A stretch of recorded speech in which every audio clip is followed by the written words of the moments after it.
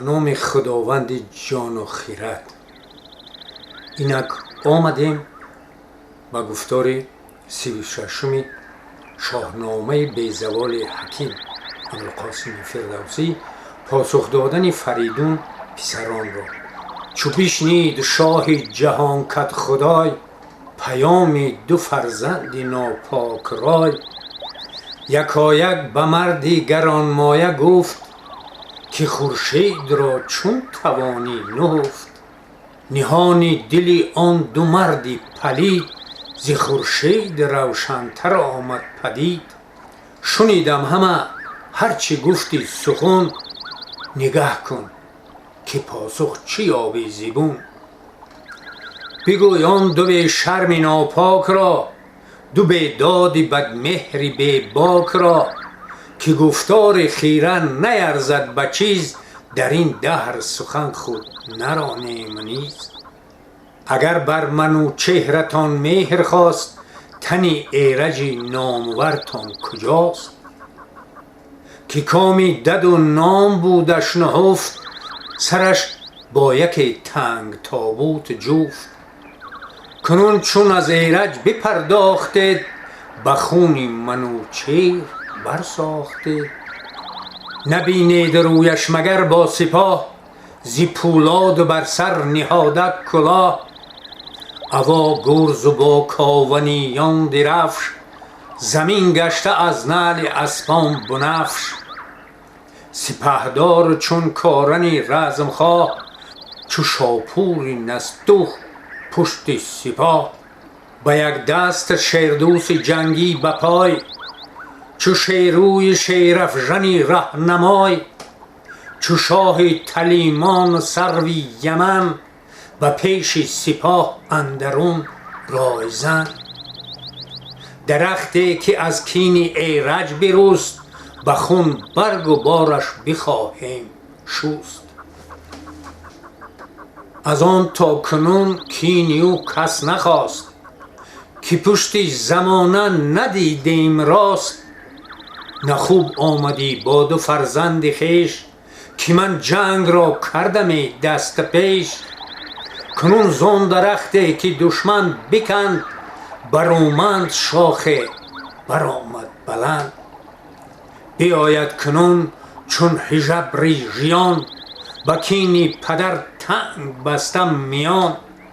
ابا نامداران لشکر به هم، چو سام نریمان و گرشاسپ جم.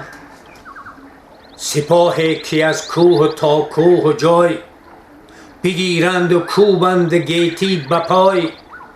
و دیگر که گفتند باید که شاه، ز کین دل بشوید ببخشد گناه. که بر ما چنین گشت گردان سپهر، خیرت خیره شد تیره شد جای مهر.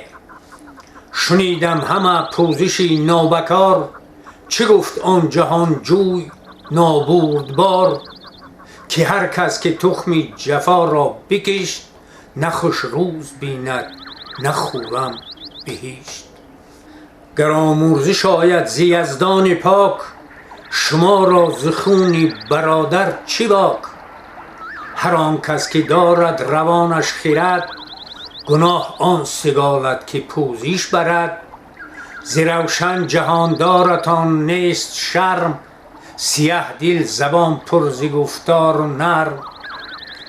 مکافات این بد به هر دو سرای، بیاید از دادگر یک خدای.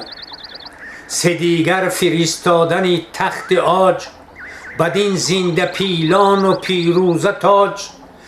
بدین بد رهایی گهر گوناگون، نجوییم کین و بشوییم خون.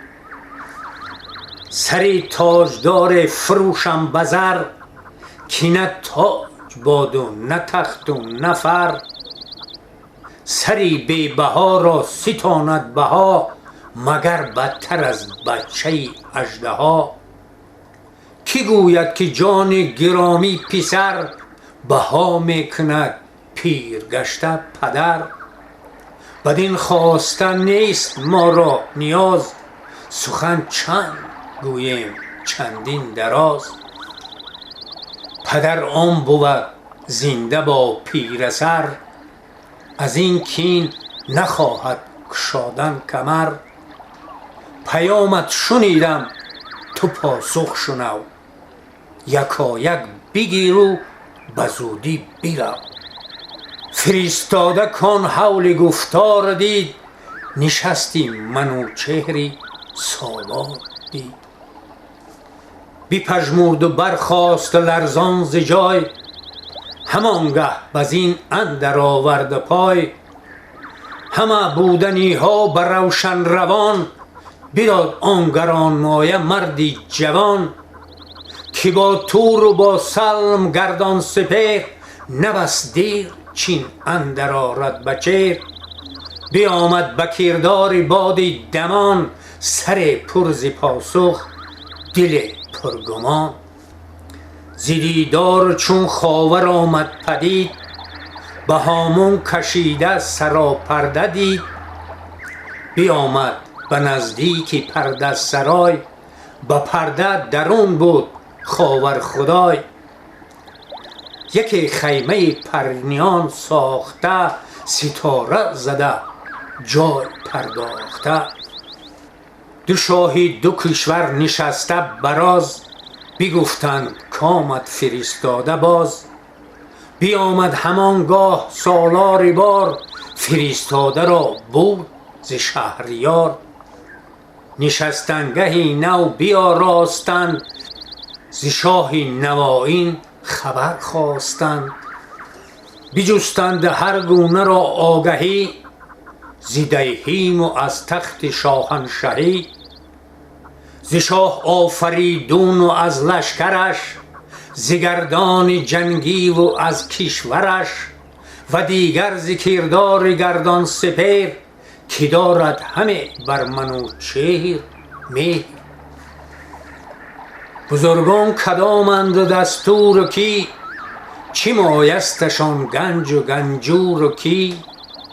فرستاده گفت آنکه روشن بهار، نبیند ببیند در شهریار.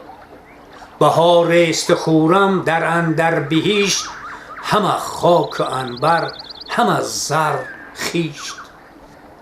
سپهری برین کاخ ایوان اوست، بهشتی برین روی خندان اوست. به بالای ایوان او راه نیست، به پهنای میدان او باغ نیست. چو رفتم به نزدیک ایوان فراز، سرش با ستاره همه گفت راز. به یک دست پیل و به یک دست شیر، جهان به تخت اندر آورده زیر. ابر پشت پیلانش بر تخت زر، ز گوهر همه طوق شیران نر. تبیر از زنان پیش پیلان به پای، ز هر سو خروشیدنی کرنای. تو گفتی که میدان بجوشد همه، زمین با آسمان برخروشد همه. خرامان شدم پیش آن ارجمند، یکی تخت پیروزه دیدم بلند. نشسته بر او شهریار چو ماه، ز یاقوتی رخشان به سر بر کلاه. چو کافور موی و چو گلبرگ روی، دل زرم جوی و زبان چرب گوی. جهان را از او دل به ترس و امید، تو گفتی مگر زنده شد جمشید. منوچهر چون زاد سروی بلند، به کردار طهمورثی دیو بند. نشسته بر شاه و بر دست راست، تو گفتی روان و دل پادشاست. ز آهنگران کاوه پرهنر، به پیشش یکی رزم دیده پسر. کجا نام او کارنی رزم زن، سپهداری بیداری لشکر شکن. چو شاه یمن سرو دستور شاه، چو پیروز و گرشاسپ گنجور شاه. شماری دری گنجها ناپدید، کس اندر جهان آن بزرگی ندید. همه گرد ایوان دو رویه سپاه، به زرین نمود و به زرین کلاه.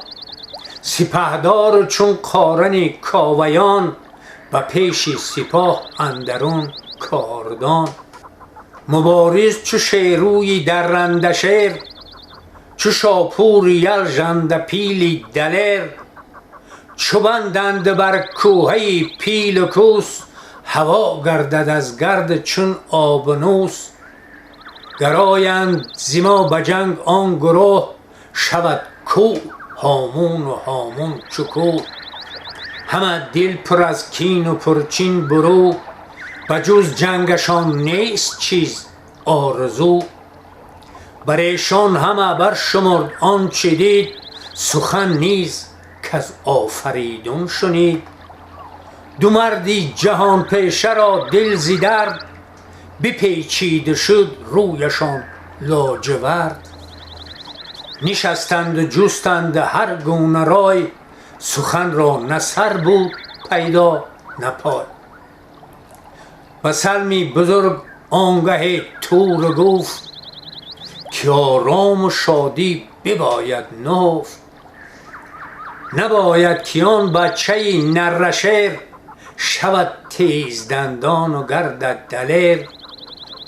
چنین نامور بی هنر چون بود، کش آموزگار آفریدون بود.